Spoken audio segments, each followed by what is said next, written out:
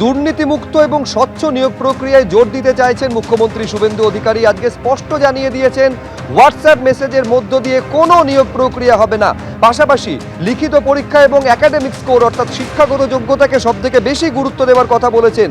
মৌখিক পরীক্ষায় নম্বর বা মৌখিক পরীক্ষার মান ন্যূনতম করা হবে বলে জানিয়েছেন মুখ্যমন্ত্রী Suvendu Adhikari.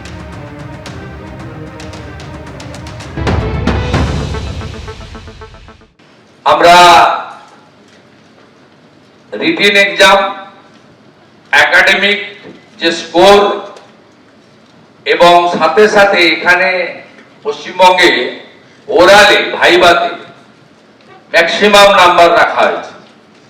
It's not good. ভাইভাতে মিনিমাম নাম্বার রাখা উচিত।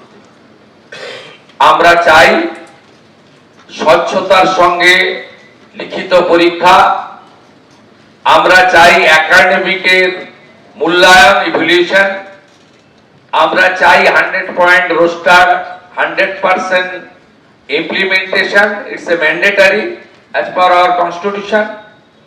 আমরা চাই যে ওরালের নাম্বারটা একটু কম করে স্বচ্ছতার সঙ্গে যাতে আগামী দিনে রিক্রুটমেন্ট হয় এবং তার স্কোর রিক্রুটমেন্ট বোর্ড গুলো ওয়েবসাইটে দিয়ে দিতে পারে।